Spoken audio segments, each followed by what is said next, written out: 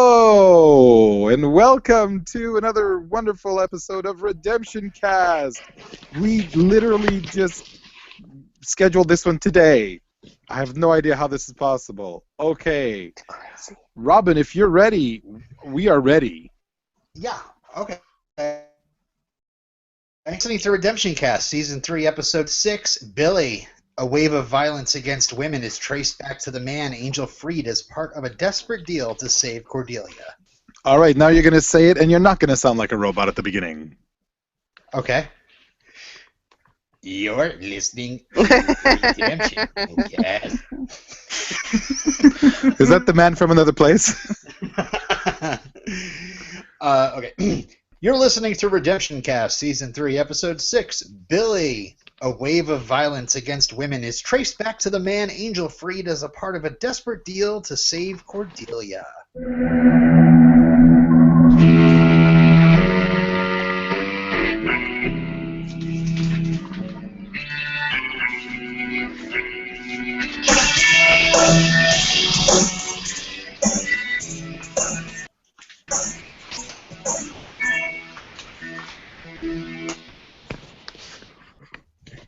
My name is Robin.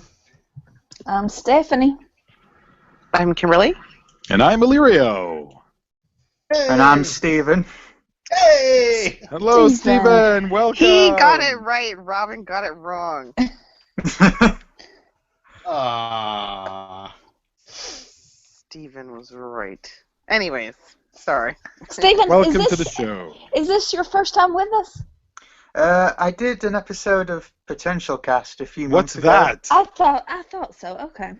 What's A few that? years ago? We went- Was that, we sorry, went- is that a few years ago? No, a few months ago. Yeah. So, Angel, All right. and the episode where I was really uncomfortable for about half the episode. Yeah. Why? That was Who wrote this? Who wrote this? Tim Minear. Of course. And Jeffrey Yeah. Bell. I mean, man, This was uncomfortable. this was really uncomfortable. And you know, part of me was like, this wife beater tropes are so stale, and they're saying typical, stereotypical misogynistic things and blah blah blah. But man, as soon as Wesley touched that bloody finger painting, I was really upset because I knew what was going to happen, and Mm-hmm. I should have realized the foreshadowing at the very beginning. Mm-hmm. Mhm. Let's talk about that foreshadowing, shall we? Let's. Well, yeah, are you talking about when Angel is training Cordy, or when Wesley has invited the whole gang? In my notes, I have Place. Cordy training is super hot. Well, Cordelia Yeah. says, "Oh, in case I have to fight you," and I was like, "Ding, ding, ding." Is that the foreshadowing? Is that some subtle foreshadowing, But or what? but they did that with Gunn already. Clearly, Yeah. by the end of this season, Angel's gonna be bad, and they're gonna kill him again. They're all The show's preparing. over. They're all Again. preparing, Yeah. Yeah. But yeah, Cordy's convincing use of cheerleader logic Oh, that's great. was fantastic. That was Oh, I really, love that really scene. great. I don't know how realistic it is of her to It be is. counting down when Well- the bad guy is coming after her, but you know, But choreography is choreography. this is Mhm. true. Not many people start off a fight with "Ready, okay." It's the best. The best. I just so you know, I actually, we planned on doing this today. To do it like basically in a few hours, we'd be ready for the podcast. Yeah. So I pulled the DVD out and I was ready to write some notes down, and I realized, oh, this is one with commentary. So I was like, No. So Mr. Minear and Mr. Jeffrey Bell both provided commentary for this. I have all sorts of things that mostly Tim mentions. He said he prepped this one while they were filming That Old Gang of Mine, and then he said, yeah? "Oh God, let's not talk about that." And he also said that because of this episode, both he and Jeffrey were accused of being, that this episode at least was accused of being anti-woman and also anti-man. And he said, either way is a success because I hate everybody. Anti-woman? That's weird. I don't know. I didn't get that vibe. I don't Which know. one I are you guess cut there out? are some Sorry. people. I guess there are some people I got who it, think. anti-woman, totally. Really? Oh, Not interesting. not pro-woman in the fact that they're like, oh yeah, I'm woman, hear me roar. Anti-woman in what the men were saying. Well, yeah, but they're characters who are portraying bad guys. I mean, like, Yeah. these are bad guys, right? Like, we're all agreed that. Yeah, but like the comments, I suppose I'm not sure, but they're saying, Yeah. oh, she got what she deserved. She was Yeah. yapping away. Yeah, but those are very typical Mm-hmm. things. I mean, that's the part that made me uncomfortable, right? Like the Mhm. very misogynistic and you know, the woman hating dialogue and all of those things made me very, very uncomfortable. But I think that's kind of the whole point of this Yeah. episode, because right. the emotional reaction we have when it happens to be Wesley who's now doing this, and we are, you know, in my notes I have Fred better kill him. Exactly. They were actually, in the first stages of this, they were planning on basically this whole thing happening, but Billy affecting Angel, and Angel is stalking, like Fred and Cordy throughout the hotel. Yeah. And then This is much better. Well, we've seen this because before, it's so much worse. Let's put the person that's the most like meekest, Yeah. as It was the perfect choice, in my opinion. I loved that it was Wesley. That may sound weird, but I just thought it was a great choice, way better than, Angel, obviously. Yeah, he went all Jack Torrance. It was so like The Shining. Yeah. I'm very happy they didn't do a "Here's Wesley." Yeah, because I put it they in my said- notes like 4 lines tall. Yeah, they said that, obviously you got a guy stalking through a hotel with an axe. You got to be reminded of The Shining. They said they're trying their best to try to get away from, making that comparison too often. They didn't want to rip it off. Oh, absolutely. Yeah. So Kim, can you, and Steph as well, please, can you enlighten me? So I'm watching this. I'm a guy, and I'm uncomfortable with what's being said and with what's being done. But I'm fully I'm fully willing to say this is fiction. I'm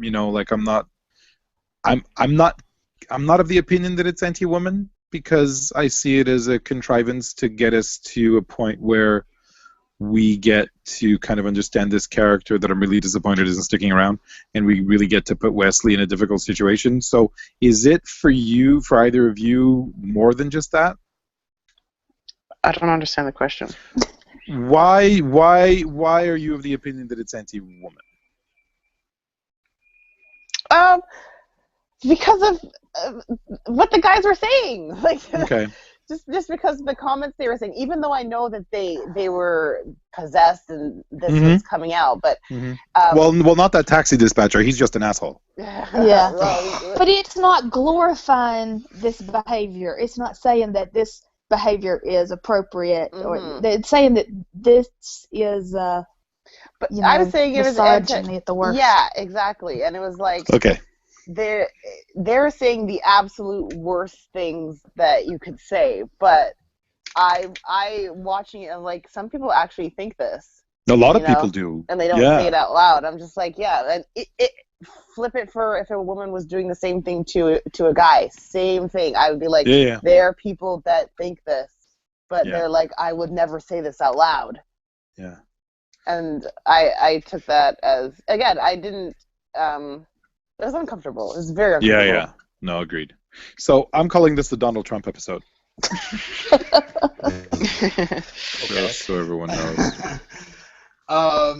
Yeah. By the way, Alirio, you actually called it last episode that Billy was the person that Angel broke out of the fiery cage. Before we got into joke territory, you actually called it right out the gate. So. Yes, I imagined that he would have to come back at a certain point, and as soon as you said Billy, I was like, oh, that sounds like a stupid enough name for someone who is trapped in a hell cage.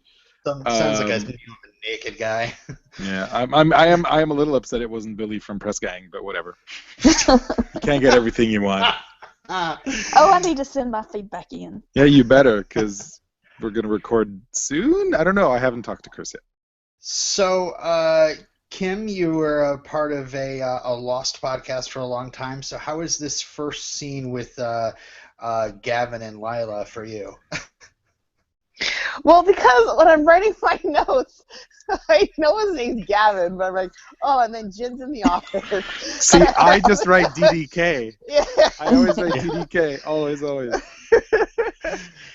I was just like, Did you think that maybe Lila stole his watch or something? I know. She stole his fucking watch. It trips me out when he has the perfect American accent. I know. It's so Wow, weird. it sounds fake. Yeah, and I'm so used to his. I was like, he speaks English? What? Yeah, and he was thinner. Like, he wasn't as buff. No. And so his so his face is narrower. So it kind of looks like maybe his like skinny uncle. And not so much like him, but it's totally him, and it's awesome. I love it. I love that he's on the show. It's so great. Yeah. Because my mom watches Hawaii Five-0. Ah, you mean Bing 5-0? Sure. Microsoft 5-0? A lot of Bing on that show. And in passing, I'm just like, I can't even, it's not right. His accent is wrong. It's totally wrong. I can't. It's ridiculous. But it's really great to have him on TV, even if it was from many years ago. Mm-hmm. Yeah. And Gavin can go escrow himself, guys.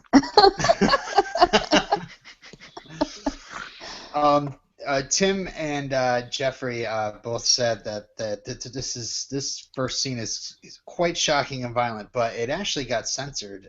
Tim thought the whole thing where Gavin ends up choking her at the end was kind of lame. Really? Lame?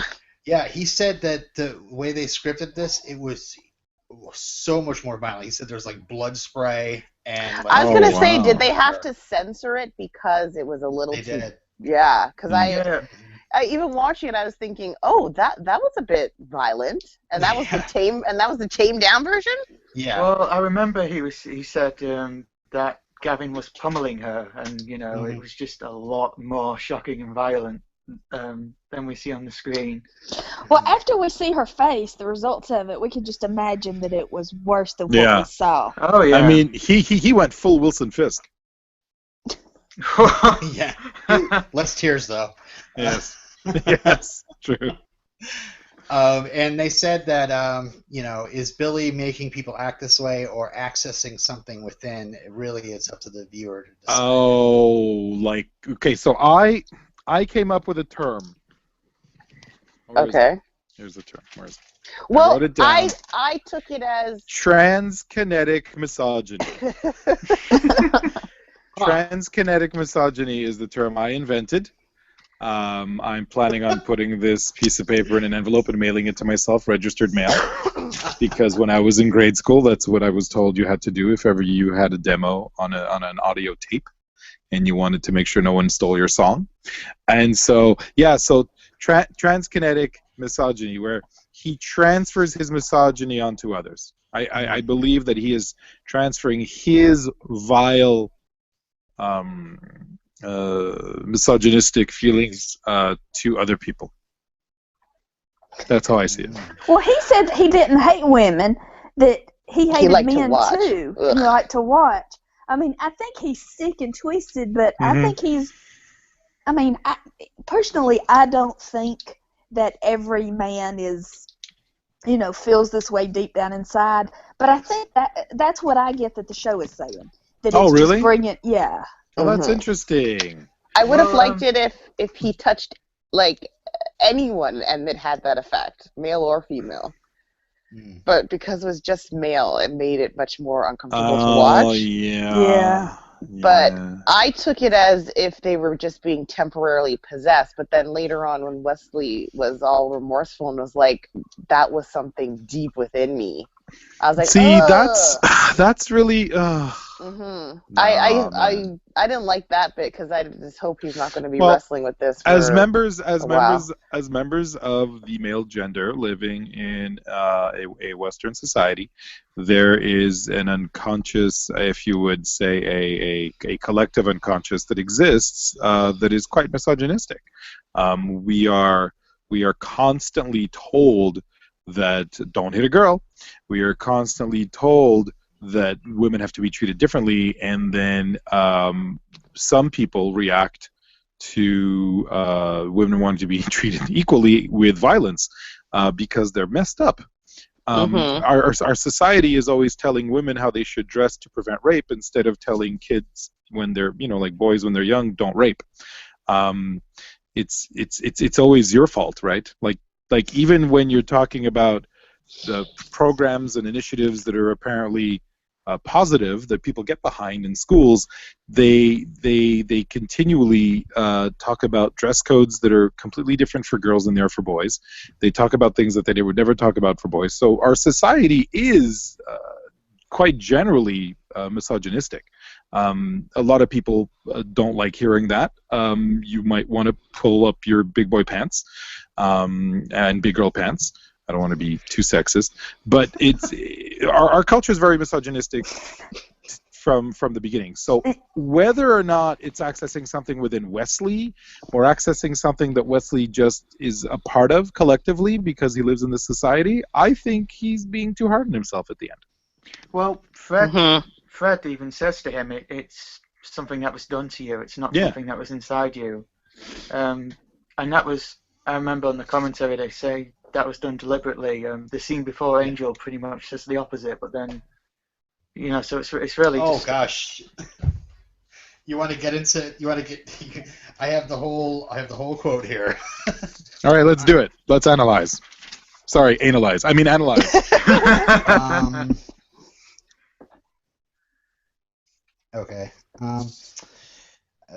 Fred says that the male violence is not something in Wesley, but something that was done to him. Therein, to me, lies the theme to this episode.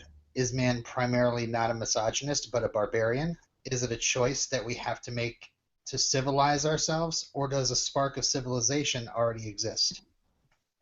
Well, that premise is wrong. That's not what's that's bullshit. Is what that is. That's not understanding the problem in our culture. The problem in our culture isn't that men are barbarians. The men are from Mars, women are from Venus bullshit.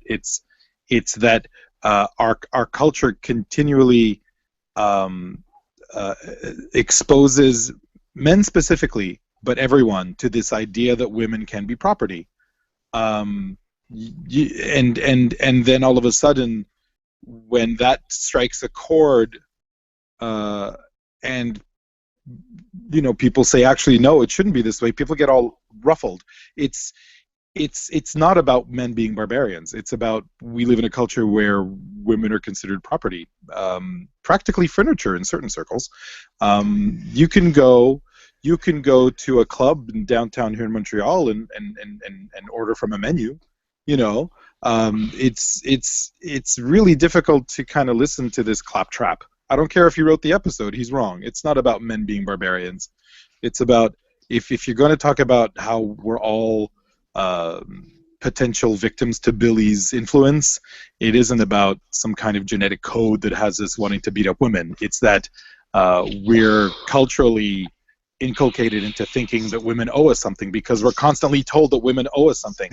Why am I being sold beer with boobs? Why are boobs being used to sell me beer? Beer doesn't come out of boobs. Yeah, well, that's just like my husband's watching the episode, and he's like, I wonder if Cordelia, oh my gosh, what's her name? I'm blanking on her name. Charisma Carpenter. Charisma Carpenter realizes that she's there to get guys to watch, that her boobs are out constantly. Mm-hmm. I don't think that's true. I mean, she wears sexy outfits, but she's not just there for guys to watch. She probably is. That is probably true. That's probably the vast majority. That's probably the majority of the reason why she's there. You know, on Buffy they put Dawn on to get younger viewers. They put sexy girls on for teenage guys to watch. I mean, it's true. It's what they call in the industry the FAP factor, Robin. FAP? Yes, it's a colloquial term for masturbation. Oh. Yes. Yes, but that's what it's called. I'm not making this up. This is not a joke. They call it the FAP factor, where the attractiveness of a female co-star is integral to hitting a specific demographic. It's not an accident that Charisma Carpenter was cast in the first place ever, and it's definitely not an accident that she's being asked to wear. I mean, those aren't the clothes she wore in Off the Street, guys. Right? Right. The wardrobe department gets notes from the producers. The producers get notes from network people. That's the wardrobe, though. I'm saying that she's actually talented. Oh, I'm not saying she's not talented. She's very funny. But the reason why she's allowed to be on television is because she will attract a certain demographic. That's the only reason why she's on TV. Yeah. So, I'm not taking anything away from her. Many. It's like David Boreanaz is only there because of that. Then. yeah, exactly. Like you wouldn't cast Robin Williams as Angel because he wouldn't reach the same demographic, right? So we're constantly being given these sexual motivations for things that have nothing to do with sex. Well, and then the kind of ridiculous presumption of being owed sex and being owed whatever affections a woman would have to give you is part of a cultural situation as well that different men respond to differently, mostly based on how they're raised. I think that's a really important point. Yeah. Right, and I think that's getting back to the original point. I think that's what Tim's saying. Like from like if culture wasn't affecting us, does man are man just barbarians on their own, or like is there still stability within to pull yourself together and respect other people? All you have to do is go to any university wine and cheese, and I'll show you a room full of non-barbarians. They would be quite the opposite of barbarians. But then we will like put ourselves in the categories of jocks versus nerds, right? Mm-hmm. And we can go down that row, and Gamergate, if Gamergate proves anything, is that there are assholes in all walks of life. People that should know better, who should be more progressive because they're nerdier. Apparently, they aren't. Like they'll still treat women like shit because they can get away with it. The only reason why a man does anything nasty to a woman is because he can get away with it. That's the only reason why. And our society has been predicated on this imbalance of power and this kind of, well, she must have done something. That bit, and I'm paraphrasing, but that bit in the episode was the most telling part of the episode. That guy was not touched by Billy, and he thinks that way. And the reason why he thinks that way, and the reason why almost nobody's going to say anything, although Angel does, which is great. Although he says he says to the other guy, "Get out of here!" Right? But the thing is, Angel, but in this episode, Angel is attacking violence against women with violence, which is really disappointing. Like at every turn. Well, not. Yes, agreed, and that's what our hero is going to do. I granted that's the way the show is laid out. That's the way it's going to work. I understand, but the fact that there's all this violence against women, whether it be the direct violence that we're witnessing or the indirect violence with people basically being people condoning it or making excuses for it, right? That the way he deals with it is with more violence, which is really, really terrible. But I guess it's kind of like the most visceral response that most people want to have towards that anyway. Gunn was my favorite part of this episode, you guys. Mm-hmm. He was absolutely fantastic. We saw him for a very little amount of time, but boy, that was so poignant. She could have killed him, but she totally could have killed him. And when the hell did she have time to set up that Rube Goldberg thing? I know. She's the smartest, most resourceful. She's MacGyver, you guys. SOD, SOD. No, I'm fine. I was a huge fan Yeah. of MacGyver. So Billy is a congressman's not son, but nephew. Right. I was really, Yeah. I was finished writing son when he said my nephew. I was upset. I had to scratch that out. Who were they insinuating that could be? Oh, I don't know. Kennedys? Oh, Or- because of Chappaquiddick? Yeah, I guess. Yeah. I mean, that's the most famous example.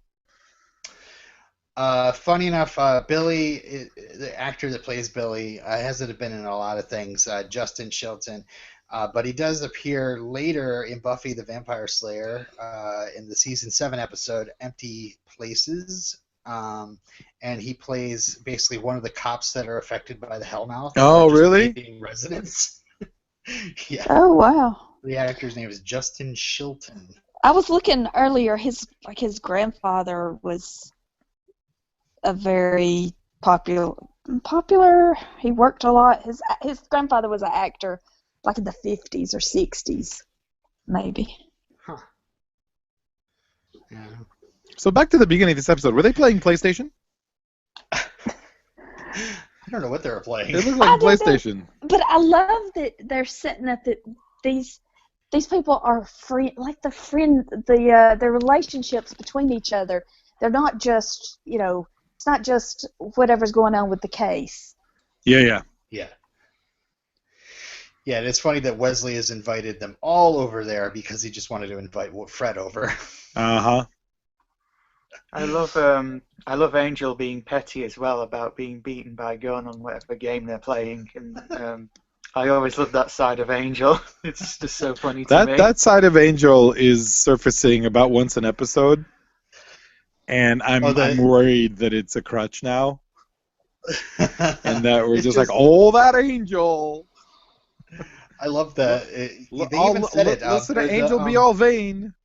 During the part where they talk about Angel being melodramatic. Yeah. Yeah. Nero was just like, oh, Angel the narcissist, Yeah, Angel the narcissist. If someone thinks he's fat, he gets upset. Yeah. Oh, he's so funny. He is very funny. Yeah, but about Wesley liking Fred. In the past couple of episodes, we've gotten some looks from Wesley, and you didn't know if it was just, I feel sympathetic towards her, and now we see that he's got a crush. I was convinced that Gunn was gonna Me too. have the thing for Fred from earlier on. Yeah. Maybe they're all gonna be in love with her, and then Cordeo's gonna be like, "What the hell, guys?" I'm the one that posed for Playboy. I mean, come on. Isn't that in the future? Probably. Or had she already done that? I don't know. I don't know what I'm talking about. So, yeah. The powers that be slept in. Yeah, they sent Cordy a week-old vision. What the hell, guys? I mean, that's the worst. Yeah. Well, it's just basically telling her, like, you caused this, You're a part of this. I don't know. Yeah, I didn't get that at all. I thought that her guilt was really unfounded and pathetic. She had nothing to do with that. She was suffering at home, in bed, covered in festering boils, or whatever. Scar tissue. It's not her fault. I really dislike that in fiction, when a character who has absolutely no reason whatsoever to feel blame puts blame on themselves. What the hell? Is she like Catholic or something? Is Cordelia Chase Catholic? I don't think so. If you're Catholic and you suffer from self-imposed guilt, please write in and let us know, because pretty sure that's a requirement. And it said in the commentary that there was some controversy on the internet, which Tim Minear says never go to. And that Angel even said that he wasn't to blame, and then people on the internet were saying that actually he was. He broke him out. So yeah. But his hands were. It was he was on a catch-22. Yeah, they said he did what he had to do to save Cordy. That's basically what it was. I think Cordy says it better later on when she's talking to Lila and says that you're the one responsible for this, and I think so. I think if anyone's responsible for what Billy's been doing, it's definitely Lila and Wolfram and Hart. I don't think it's either Angel or Cordy. Oh, it's probably Billy. Well, yeah, him too. There was a scene cut, by the way. They were going to. Did you notice it was kind of weird that Wesley brought this huge file with a bunch of pictures in, and he's like, "Oh, I just bought it." Oh yeah, he bought it off of Craigslist. No, it's too early for Craigslist. I don't know. Originally, there was a scene of Angel and Wesley getting a file from an informant at a diner. Nice. Oh no, was it a CG character? I don't know. It might have been something weird because the informant apparently out from his jacket comes a third hand with a gun. Oh, it's Dexter Jester. Yeah, Dexter. And he's like 3 hands are better than 1. And that's so bad. I'm so happy they cut that. Gunn turned around in a booth behind the informant with a crossbow and said, "Actually, 6 hands are better than 3." Oh, that's the worst. Oh God. Oh man. I guess they were a fan of the scene, but they had to cut it for cost because the extra cast member, and so they had to cut it for cost because of the extra what? The extra set, the extra cast member. Yeah. Okay. So this first scene where Angel goes to Lila's apartment. Angel hates doors. That's what I have written down here. I think one of Angel's best friends is a door repairman. Yeah, Angel, I'll be over. So wait, Robin, can Tim not write these scenes with Lila? Because didn't Josh write both of them? I have the story behind that from the commentary. Okay. Josh wrote both scenes with Lila because he wanted. I knew it. Sorry, I'm clipping. I knew it. Why did you know it? Because the shoe talk later. Joss wanted Tim to come to his house to read Shakespeare because it's a thing that they used to do together. And Tim was in the middle of writing Billy, and Joss said he'd take 2 scenes to help him out. And Tim basically said, "Oh, you can do the ones with Lila and Angel, and Lila and Cordy." So I like that reveal of her coming out of the dark and. You see her face for the first time. She looks like shit. Yeah, and you can see that no matter how bad Wolfram and Hart makes Angel mad, he still, he would protect Lila. Right. Well, unless he's choking her out. Yeah. Am I the only one who remembers this?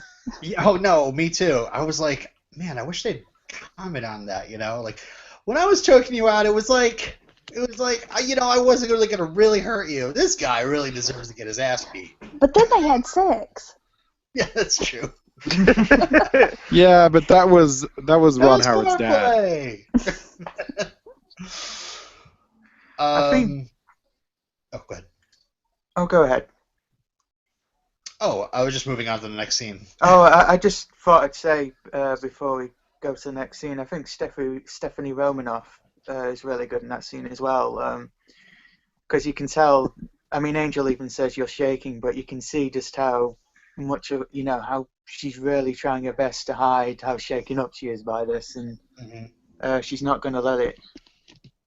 She's not going to let it break her, but she's sort of. I don't know what the right phrase is. Putting on a facade. Yeah, sort of dangling by a thread, sort of thing. Yeah. She's trying everything she can to not be vulnerable in front of Angel. So the next scene is at the Blim estate. Okay, I kept writing Bloom. What's his name? Blim. B-L-I-M? Yeah. That's a stupid name. Billy Bloom would have been better. Yeah. This location was a previous resident of an LA mayor, Richard Riordan, I think. And I guess before that a major rap star, but they couldn't remember which one it was.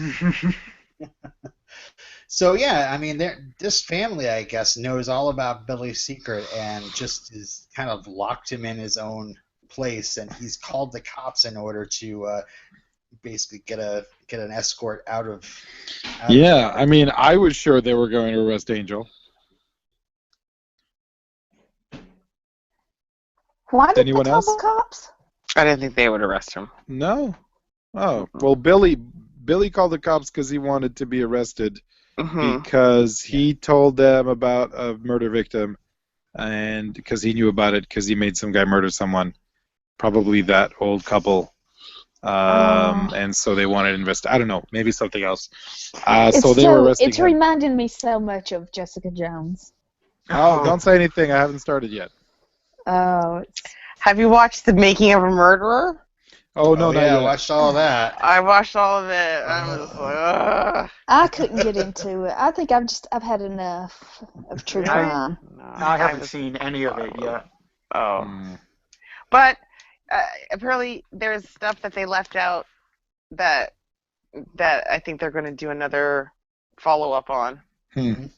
Because, I'm not going to ruin it. But there's stuff they left out. I keep seeing articles over and over about how, this is what they left out. This is what they didn't mention. It's frustrating if you do watch it. But anyways. Back on Angel. Angel's got quite the vertical capability. I wrote that Angel displaying his parkour. He should play for the Clippers. Yeah, they said that, they're talking about Angel's powers, and they said that they don't want to like make it seem like Angel can just like fly away at a moment's notice. Like that when they did the stunt, they made sure to have him like Mike Massa touch his feet on the top of the gate as he's going over it. Why doesn't he just turn into a bat? I've been podcasting about. I've been. Stop clipping, Mixer. Excuse me, everyone. I'm gonna tell my Mixer to shut up for a second. There we go. Why? It's been like it's been 5.5 years podcasting about this universe, and this is the first time I've posed this question. Why doesn't Angel just turn into a bat? I believe you've already covered an episode in the Whedon universe where a vampire did turn into a bat. Yeah. He's not old enough. Because he's not royalty? Is that what we're saying? Yeah. He's not the count. Not the count. Blah. I also like that Billy is so cocky that he's like, oh yeah, you have a standing invite. Come on in anytime you want, That was insane. Yeah.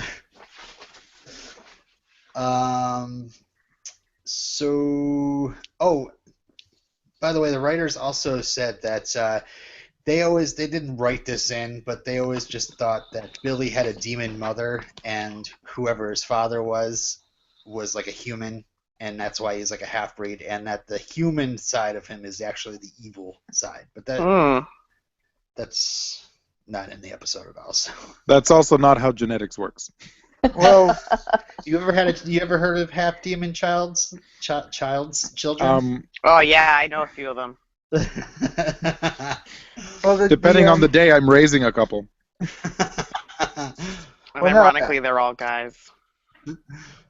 I remember. Actually, evidence tells me otherwise. Steven. I keep reading articles on Facebook and how I'm going to be happy that I have all these issues with my daughter. Oh, yeah. Eventually. Sorry, Steven, go. Oh, sorry. I was just going to say, originally the story was also that the father had raped the demon, so that, again, like they were saying, the father being the bad guy, the human being the bad guy, and the mother being the demon, and that Billy came from him raping the woman. Yeah, again, not how genetics works, but that's been seen before. I think, is it in Nightmare on Elm Street that's kind of the premise? Robin, would you know? Steven, anyone? I don't watch horror movies. No? Okay. Where's Chris when I need him? Okay. What do you mean? Like what? It wasn't the premise that Freddy Krueger's mother was a nun who was raped? Raped like 1,000 times. Like 1,000 times or something? Yeah. She got all that crazy sperm. Yeah, and apparently, again, that's not how genetics works either. So back at the hotel, Angel prepares to go all Terminator to oh my God! Billy out of the... You took my quote, but I don't care because it was the best quote. Sorry. No, it was great. It was great. to break him out of the human prison to put him back in the flamey one. And Fred hears on the scanner that the patrol car never made it. So we go to the patrol car. Yeah, Fred was totally World War II working on the Enigma machine. Those headphones and concentrating. It was awesome. That was another great part of the commentary was Jeffrey Bell was like, so where the hell did they get the scanner from? And Tim's like, they got it in the episode Somnambulist in the first season where they took it out of a police car. And then they're like, oh, wait, the Angels headquarters blew up at the end of that season. Well, maybe Wesley took it home with him. And Wesley has had it since the beginning because that's how he, as a rogue demon hunter, would catch wind of things. Yeah. So Wesley finds that the attacking officer got shot and the female officer was taken to the hospital, and Gunn leaves to talk to her. And we see some of Billy's blood on the scene, and Wesley... he basically uses a Starbucks napkin without wearing gloves. So he's using the Fox Mulder approach to forensic science. He didn't lick it. I'm surprised he didn't lick it. Tim says Wesley is very dumb in his handling of blood and touched it for plot reasons. Sue us, it's television you get paid for. So, yeah. Very dumb. Well, also, go ahead. I was going to say, I also, a few years ago, I got the shooting script of this episode off eBay. And nice! Nice! Yeah. Nice, and it's from one of the sound people, and it's like got all multicolored pages like goldenrod. Those are the best. Yeah, so it's the actual thing, and the scripts for Buffy and Angel usually have great stage directions in them, and in the scene when Angel goes flying off over the building when Wesley gets the blood, there's a great stage direction for it, which says. Wesley's POV, the dark figure of Angel just disappearing over a roof, and in brackets, all around the corner. Point is, he ain't Superman, but we get that the cat can cook when he wants to. That's hilarious. Awesome.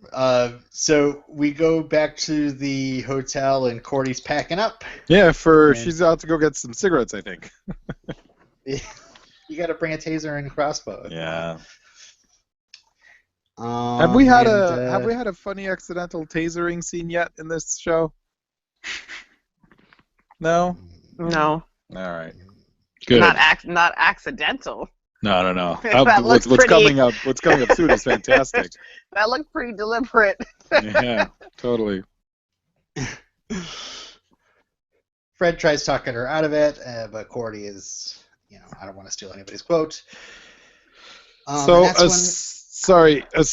soon as Cordy is set to leave, this is when I write down in my notes, oh no, it's not what I thought, that Angel would be influenced by Billy and go after Cordy. It's that Wesley is going to go after Fred, and I immediately started dreading the rest of this episode. Yep. And it's set up so perfectly at the beginning with Wesley's just complete, meekness around Fred. It's just damn you, foreshadowing. And it's so tragic, too, he just, he's crushing on her. And, wow, here we go. Well, we do another Lila's apartment scene first. And Cordy was amazing in this scene. Cordy, yeah.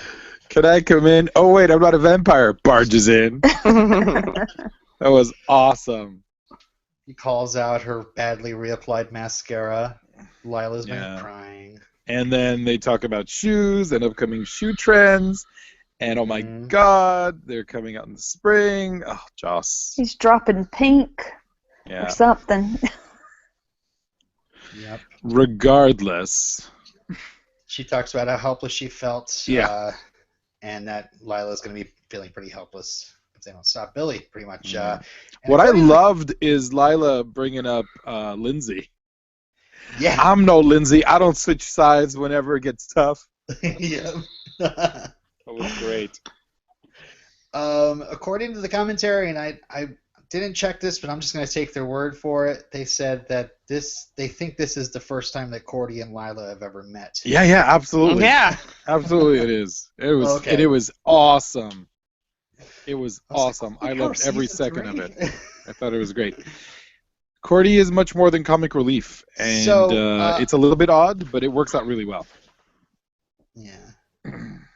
So this next scene is the cabbie scene, and I'll just say Tim said that he was in the middle of writing this scene when he got a call on the morning of September 11th that the Twin Towers just got hit. He says he'll never forget it, basically. So this is the scene he was writing when, and he was kind of glad that he could go back to being distracted by writing. Yeah, absolutely. Yeah. Well, also in that scene, in the flash cut that precedes it, I think they've done this in episodes before and since, but there's a few behind-the-scenes shots from the scene in the flash cuts, and if you pause it, like I did, you can see a shot of Tim Minear on the location directing the scene. That's great. Oh, wow. So that's the cut between which scene and which scene, Stephen? It's the cut between the Lila and Cordy scene and the beginning of the cabbie scene. So it's just at the start of the cab driver scene, and it's actually just behind the scenes shot from that very scene. Cool. I'm gonna go back and check that out. That's awesome. I'm pretty sure. I've wanted to do that too. I read that as well. Yeah, I only found out because I read on the internet. I'm pretty sure they've done it in other episodes before and since, although I can't recall which ones at the moment. It's like a little Easter egg. So we go to this party. It's the congressman's son, Dylan, and gorillas are playing, and Tim Minear calls this set the Saved by the Bell apartment. He hated this thing.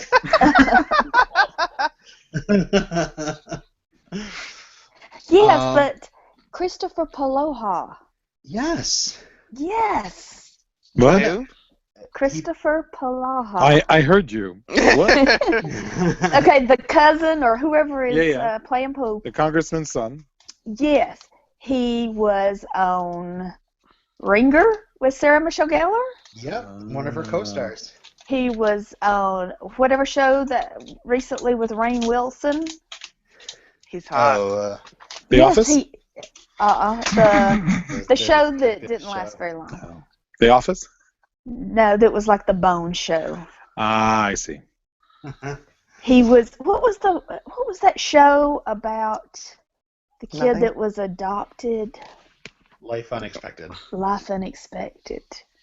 Yeah. Oh, is that where there's a lesbian couple and one of them's a cop? What show was that? That's The Fosters, maybe, okay. or yeah. like That's that. what it is. Never mind. But anyway, I like Christopher Palua? Yeah, is that how you say it? Palua. I have no idea. Yeah, he was also in an episode of Dollhouse, and a few months ago I saw him in a movie written and directed by Malco Rosenbaum called Back in the Day, and Morena Baccarin from Firefly was also in that. Oh, nice. Yeah. So yeah, this couple is making out, and Billy is just like all irritated about the PDA, and yeah, you kind of think it's gonna head somewhere, but it really doesn't. It felt like there was another scene in there somewhere, but I don't know.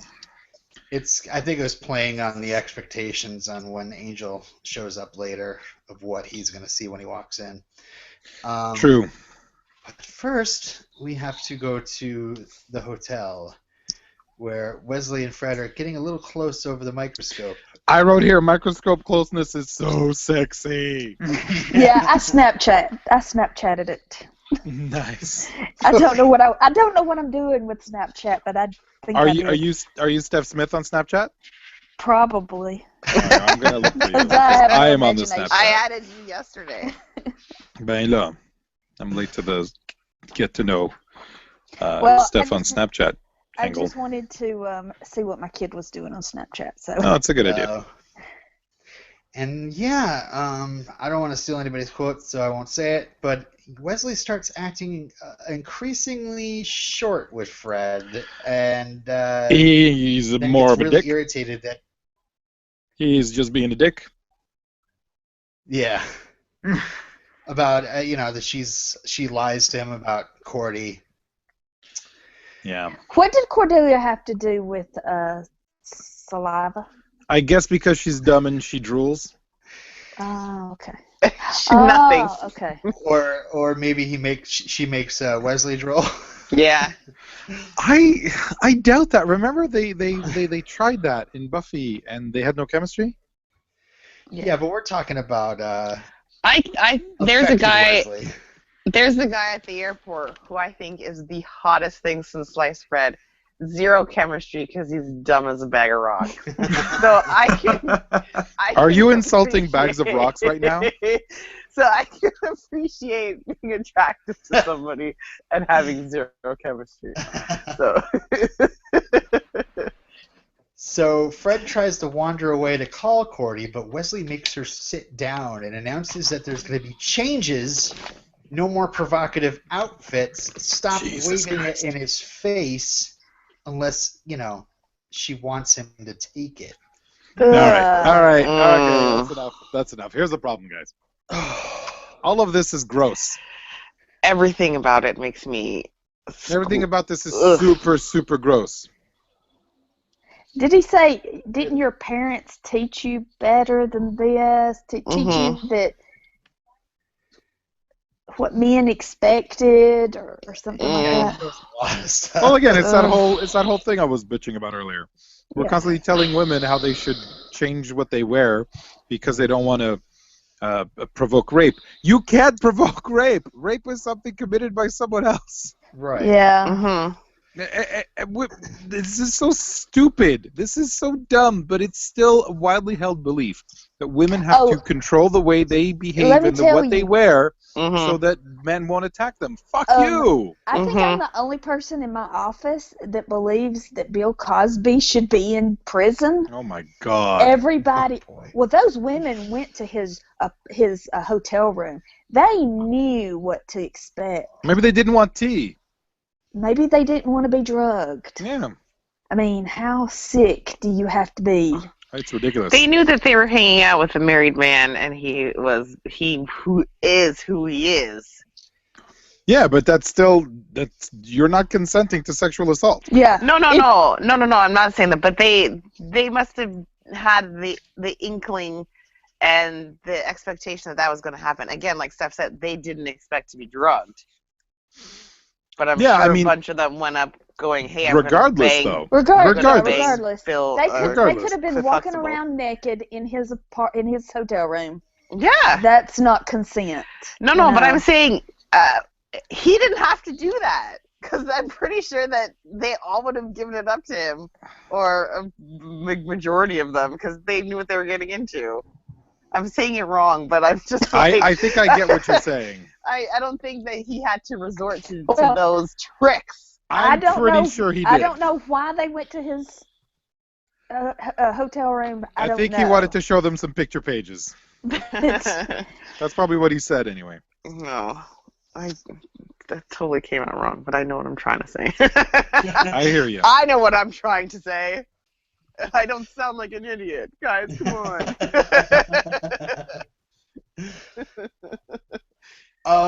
So Wesley's going cuckoo.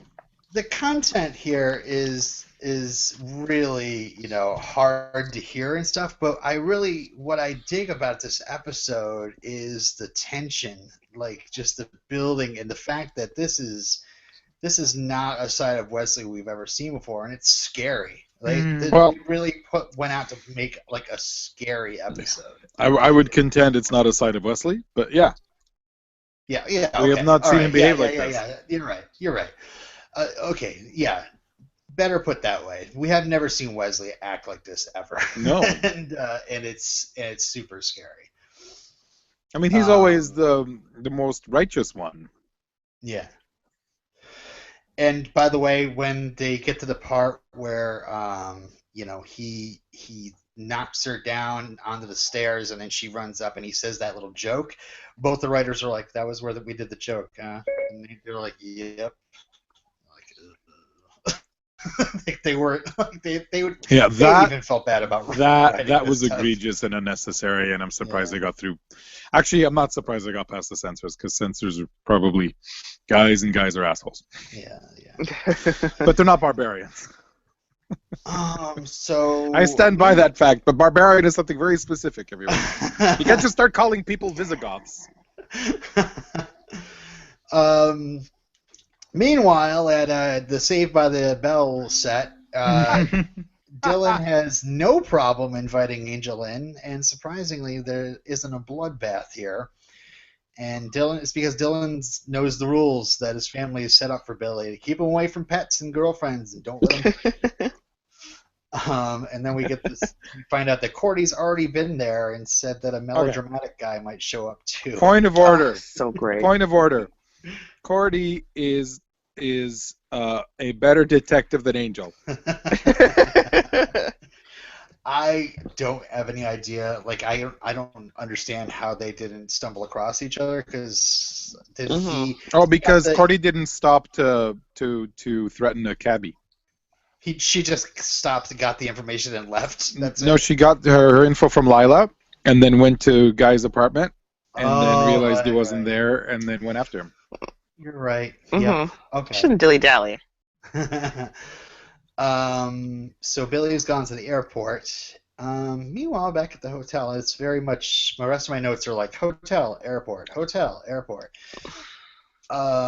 Wesley calls out to Fred as he looks for her with an axe, and I wrote here that the score is great, really creepy. Yeah.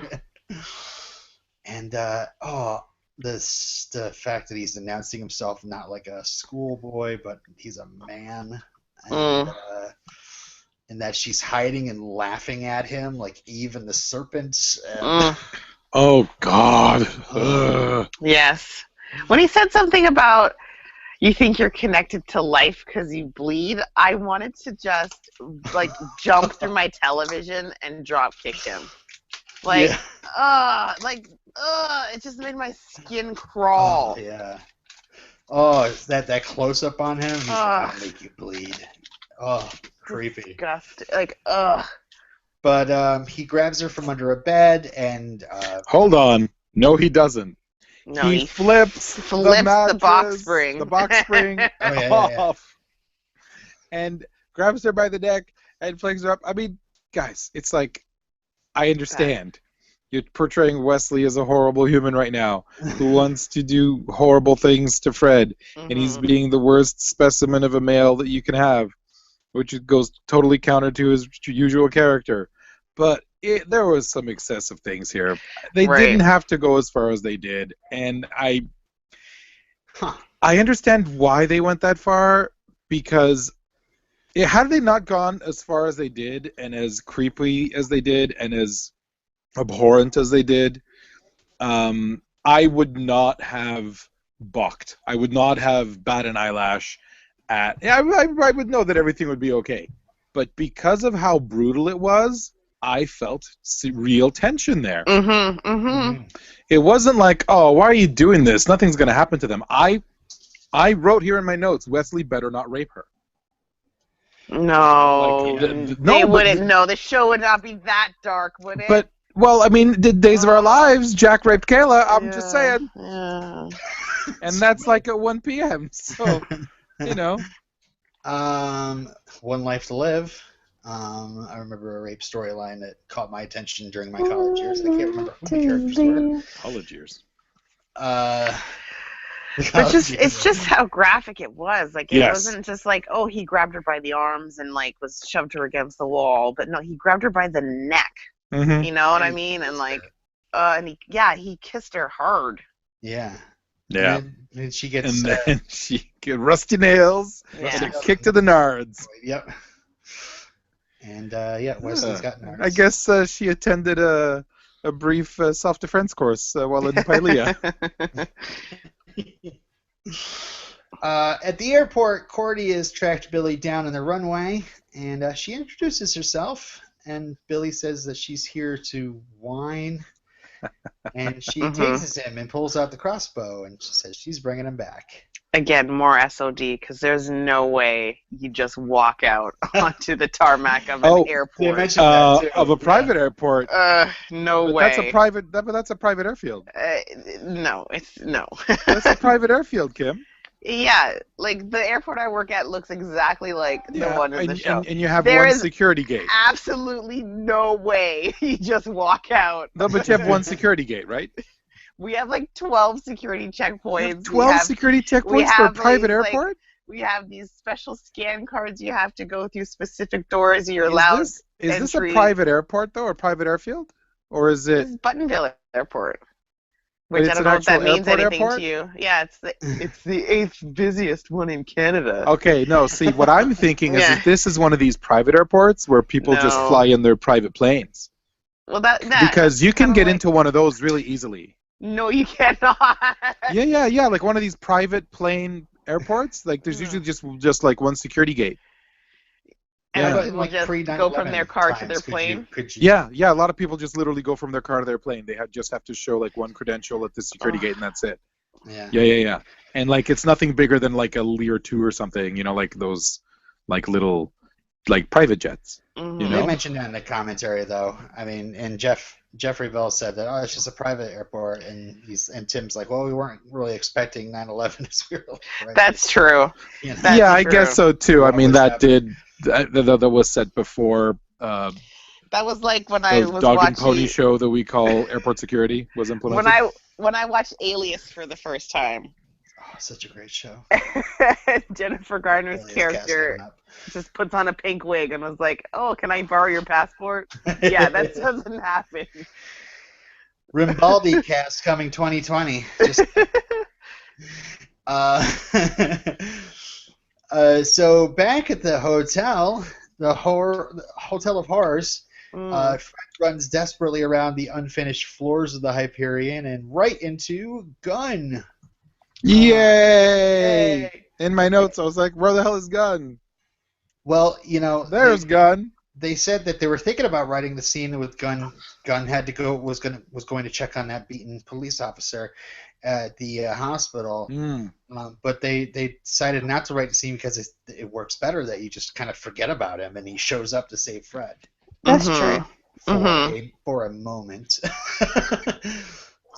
So back to the airport. Billy protests that he doesn't hate women. They're just, whores who think they're superior. No bigs. And that's when Angel shows up, and he thinks he's saving Cordy, but Billy lays the double whammy on him, and we're like, oh no! So at the hotel, Gunn and Fred find a room to board themselves up in as Wesley smashes on the door, a la Jack Torrance. And Gunn realizes, hey, that bloody handprint that I was looking at, oh, man. I grabbed that too. Yeah, because it's been they said earlier in the episode that the effects may take longer to affect some men than to others. Do you know how much I was praying for a bit of Vangelis? Oh yeah. I knew exactly. I was like, yes. No. Yeah, in the next scene, though, we find out that Billy has no power over him, and they start to fight. And meanwhile, Gunn's bellowing at Fred to knock him out with his chair leg. She hits him once. He gets pissed off about it, and then she hits him again, which puts him down. But yeah, Gunn turning scary was pretty intense. Yeah, but he was self-aware enough to do the right thing, man. It was awesome. It was great. I still don't know why she didn't. I loved him fighting it, But I still don't know why she didn't jump out the window and then just get out of there. Because broken legs. They were on the 6th floor. Several stories. They were in room 6 something. Oh. At the airport, Billy supercharges himself somehow by slapping the pavement and then begins to beat the hell out of Angel. Yeah, what was that? What? He was harnessing his demon self, his demon side. Yeah, they pretty much. His eyes started glowing. They need to have something. It was either that or he was finally reaching the Sith that deep inside him. Yeah, Yeah, they said that Billy needed to fight Angel somehow, so they needed some way for him to power up, and yeah, he just did. Power up. Power up. Cordy prepares to shoot Billy with the crossbow, but Lila puts 2 bullets in his head and walks away. Badass. Stephanie Romanoff says that this was one of her favorite Lila moments, by the way. And back at the hotel, Wesley finally gets through. Fred's hiding, and he starts talking about, how stupid she is. Hold on, can we go back for a second? Oh, please.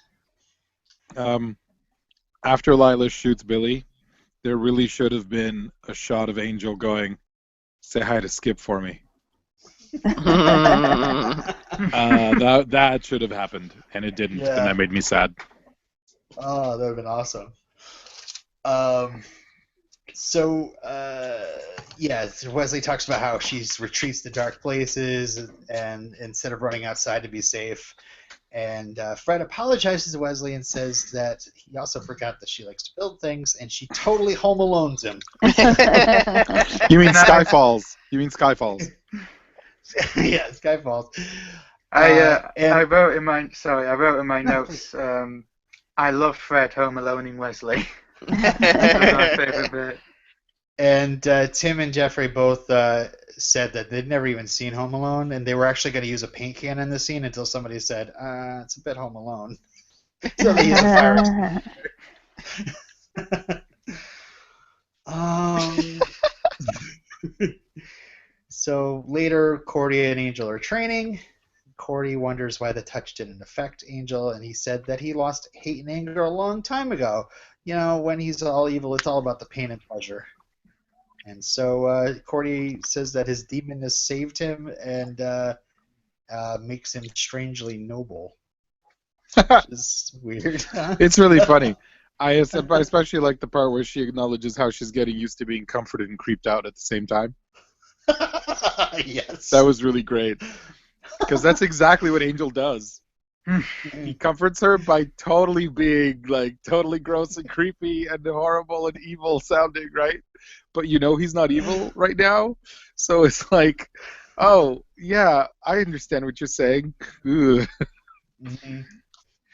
Oh, I forgot to mention, I like the fact that, Billy is taken out, but yet his effect is still working on Wesley. So many times, the evil guy is defeated and whatever he's affecting other people gets turned off immediately. Right? That didn't happen this way. So we have this sad last scene in Wesley's apartment. He's sitting there alone with a lot of balled up pieces of paper. It must be just a bunch of apology letters he's writing. Fred shows up to check on him, and Wesley is just like a shell of a person. Mm. And she says he'll come back to work, and that he's a good man. And he says he'll be back, and then closes the door and starts crying. And Fred hears the crying, but she leaves. Ooh. Actually, on her way back out the door, she smashes into a light post or something. Whatever they have set out outside. I was like, that was she didn't just bump into the That was hilarious. That was really. Wesley's got a little bad building he's in. Narrow hallways, lights in the middle of the hallway. That's Billy. Kind of rushed through it, but we talked so much about the theme. I'm disappointed that this isn't the big bad. Billy? Yeah, I thought that they were going to make this a lot more impressive and with a lot more build-up. I think if you're locked in an eternal kind of hell in the cell, or cell in the hell, rather, you are probably a big deal. And he wasn't that big a deal. Mm. Yeah, I thought at the beginning... Sorry, go ahead. Well, I was just saying, Jeffrey Bell was talking about how he was sad they killed him off, and Tim Minear's like, nobody dies an angel. All right.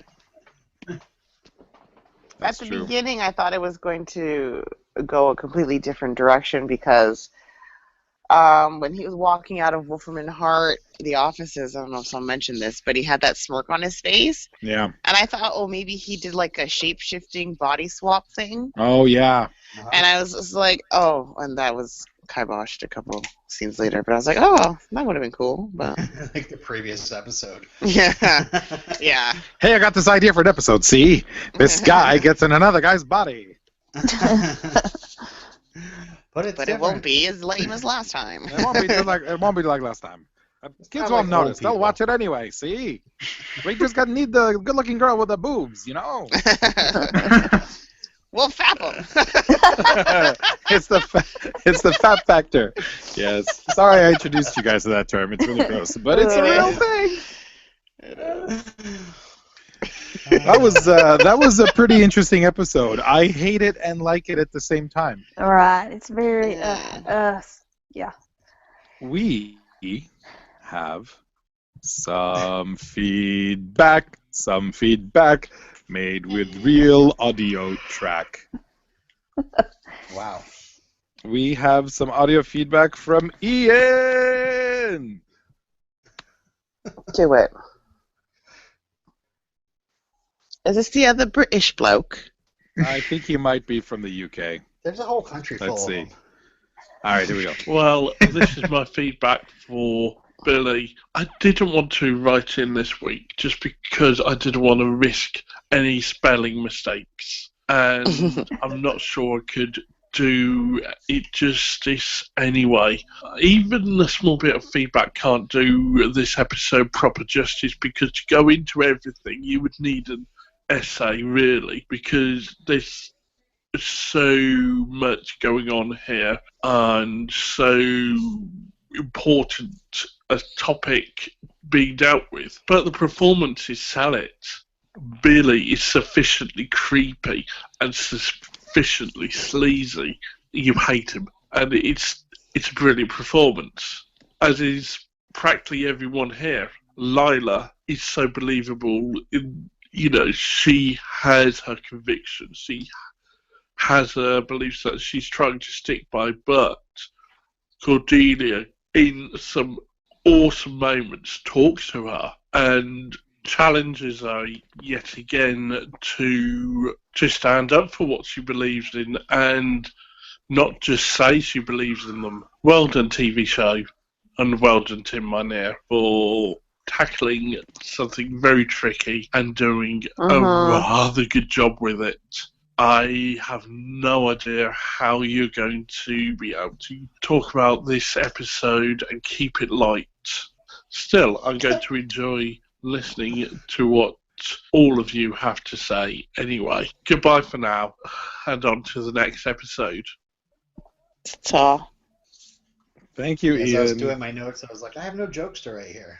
Fell over it. No puns for this. Yeah, picking out quotes was kind of hard. Yeah. Heidi writes, "Hey guys, I like this episode, mostly for some of the standout performances. Alexis Denisof is so good. I bet you didn't think we'd see the prisoner Angel released from his flamey prison so soon. I don't think it ever specifically says what Billy's crime was that landed him there. Maybe because if he went to regular prison, he would touch all the men and they would Hulk out.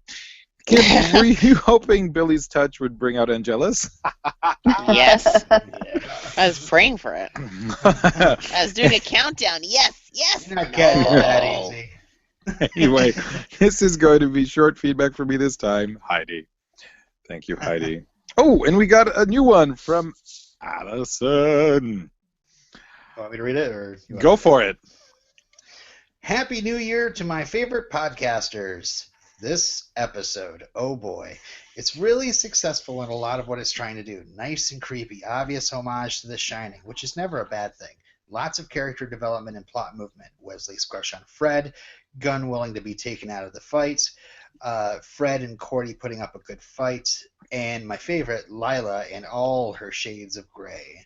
But at the same time, it's highly problematic. It gets very after school, especially about misogyny. And while it's awesome that all the women get heroic moments, it's also heavy-handed. The worst part to me that I've got from reading other people's blog posts, totally not original, is the idea that this misogyny is something Billy is bringing out in men, like all men have an inherent hatred towards women. Sexism can be boiled down into a physical virus or whatever. It's metachlorians! No! I haven't watched this episode recently, but I remember that I have mixed feelings about it. I really like it, but it also icks me out in ways that it's not trying to ick me out as well as the ways that it is. Anyway, I forgot how good season 3 of Angel is. I hope y'all are enjoying it too, and it's just getting started. Allie. Thanks, Allie. I mean, yes, it is heavy-handed, but I mean, we're used to that. That's what this show is. Thanks for your feedback, everyone. Melodramatic vampire. Yeah. You think he's melodramatic? Alrighty. Is it time to rate the episode? Why not? I think it's time to rate the episode. Steven, do we want our guests to go Let's first? do guests first. Oh, okay. Let's do Kim first and let our guests have time.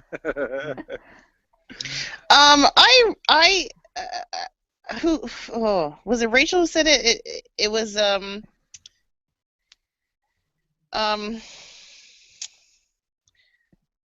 it was a good episode, but just with difficult subject matter. I liked Wesley a lot in this episode. Yeah.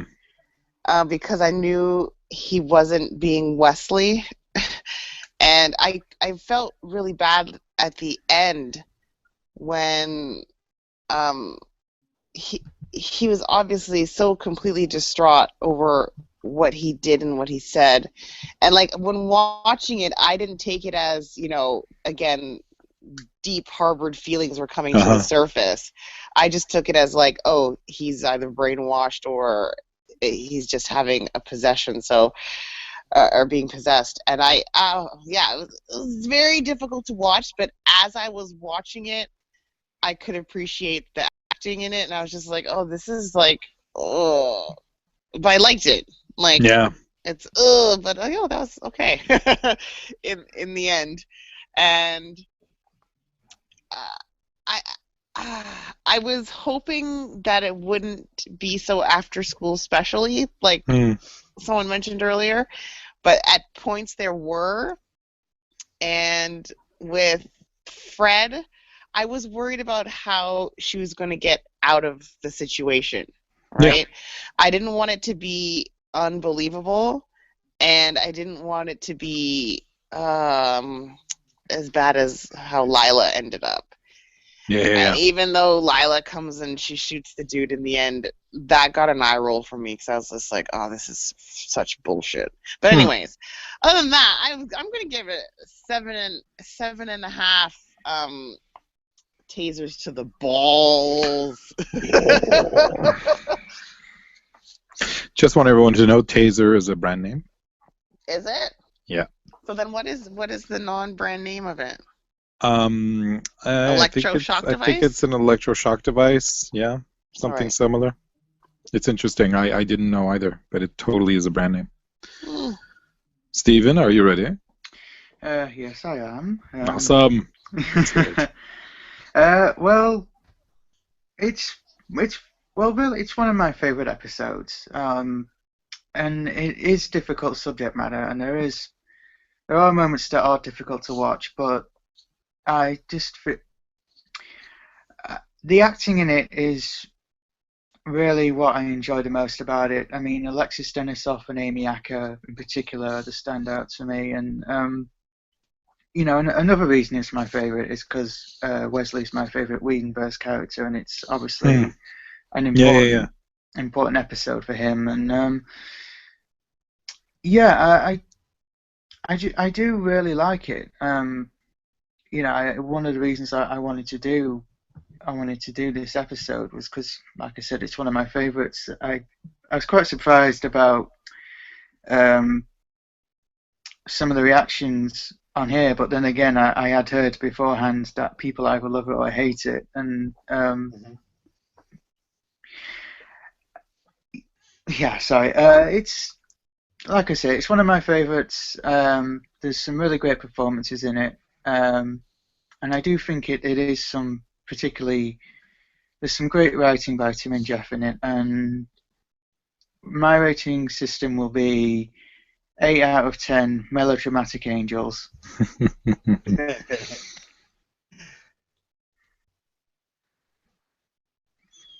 I'll go. I agree with whatever. Can you hear me? Yep. Mm-hmm. Okay. I agree. I loved it, and I won't reference any other series, but it is so disturbing. It disturbs me to my core. Because this guy, he's powerful because of who his family is and how he can control the authorities, the police. And so that's like another, layer of male dominance over females. Yeah. You can't go to any authority. It is so disturbing, and it is heavy-handed or whatever, but yeah, the acting is fantastic. Just how Alexis Denisof how he turns and then goes back, and it's so subtle but really effective. Yeah, Cordelia's motivation, that's a little shaky. Yeah. What motivates her to go after him. But and you can definitely tell that Joss wrote those two Lila scenes because they're I don't know, they just stand out. The writing does. I give it 9 out of 10 phallic shaped weapons. Nice. Parts of this episode really turned me off. Big time. Some of the heavy-handedness, some of the stereotypical language. That joke with the two black guys was uncalled for and unnecessary. However, rarely do I suspend my disbelief. And this episode had me really, really scared for Fred. And so I'm going to give this 9 out of 10. Look out, the fire extinguisher!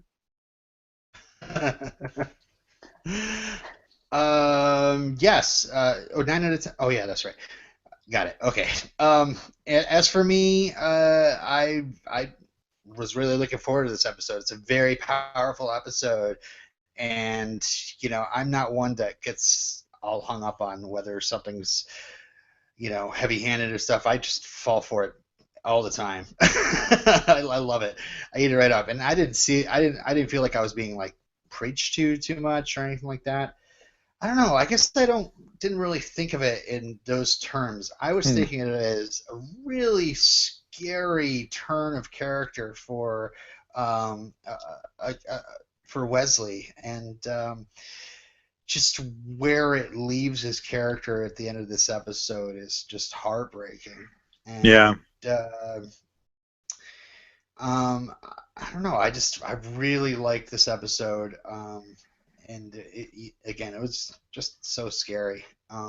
So I guess I don't really have much else to add. You guys said a lot of it. So I will just say I'm going to give it 9 out of 10 vicious bitch mantles. Can I just say that I think you've pretty much said what I wanted to say about the episode, but articulated it much better than me. I think that's pretty much what I wanted to say about the episode. Yeah. Well, yeah, the difference is over here it's 9:45 p.m. and over there it's like 2:45 a.m., right? Well, that's my excuse, but yeah, that's the excuse I'll use. Well, this is our highest rated episode this season. Yeah, it's pretty good. It's so pretty far, well put together. 8.5 and right like 0.1 ahead of Carpe Noctem, the body switch episode. I'd like to add one final point. Yes. The way that Alexis Denisof portrayed Broken Wesley behind that door, I found in that instant more convincing than all of Willow's "I don't want to do magic, I'm afraid I'm going to be evil." That whole angst and worry about witchcraft being like a drug and she's out of control was, for me, I felt it very contrived, whereas this one moment of Wesley behind the door was entirely convincing. It was really his performance really made it for me. Yeah. That's what we thought. Go ahead. Sorry. The commentary, they made many mentions during the commentary. I wish you guys could listen to it, but they do spoil. Tim Minear is very much like, what, they bought this because they saw the whole series. Like, who cares? So he'll go ahead and spoil later on in the season stuff. But they did call attention to, like, the different, where you should look for the camera work and how brilliantly some of the different things were shot. And it was really cool. I don't know. It's just a good-looking episode. Mm-hmm. Yeah. Well, that is what we thought. You can always let us know what you think by sending us an email at. Oh my, you guys! I've been talking and I was like, "Why are these guys ignoring me?" And I realized my mic was turned off. No! I was like, "Kim, say all of it." These jerks. What? Okay, no. So before the how you can feedback us. So Kim, go ahead. What a perfect episode for that to happen, I know. huh? I was like, damn it. I was like, guys, why are you guys talking over me? So rude. Now I forget what I was going to say. Was it about Alexis Denisof being better than Alison Hannigan? Yeah, when you said that, I was like, yeah, it's very interesting that you say that because his scene was off camera, and her stuff, I think they just tried to compare it too much to drug use. Yeah. Well, which was Marty Noxon for you. Yeah. So. But yeah, another scene that broke my heart was when Wesley and Cordelia were talking about, So anyway, Alirio, what were we talking about? Go ahead, Kim. Go ahead. He was saying something, that means we're meant to be together. She's like, no, like, we're meant to be alone. And I was just like, that is the saddest thing. That was sadder than anything. I was like, yeah. But anyways. They mentioned coupling in there. I was thinking Alirio would say something about that, but. Oh no, I'm onto a different Stephen Moffat show now. That's true. So that's what we thought. Eventually, if you want to let us know what you think, and you know how to not mute yourself, you can send us a voicemail or just email at redemptioncast@gmail.com. Awesome. You can follow us on Twitter, twitter.com/ no, it's just at RedemptionCast. No, nobody goes to the twitter.com/. Just go to your tweeting machine, which is probably like your smart fridge or your toaster or whatever. It's CES, guys, so there's like all kinds of stuff out there with the Internet of Things. So at RedemptionCast is us on Twitter. You can obviously go to the Facebook group, facebook.com/groups/potentialcast, and redemptioncast.blogspot.com is where you can find all the postings and the manual download links. Yes. It's quote time! Yes. Guest! Yes. Do you have a quote? Yes. Cordelia thinks I'm melodramatic. Awesome. Kimberly! Hold on, I wrote it down. No ass wipe. I'm gonna send you back. Yeah, that was definitely one of mine. That was awesome. That was awesome. Yeah. Mine is, he can't barge into a police precinct and go all Terminator. Mine is dead, so very, very dead. Just how dead are you, huh? I'm tired of being the dead one.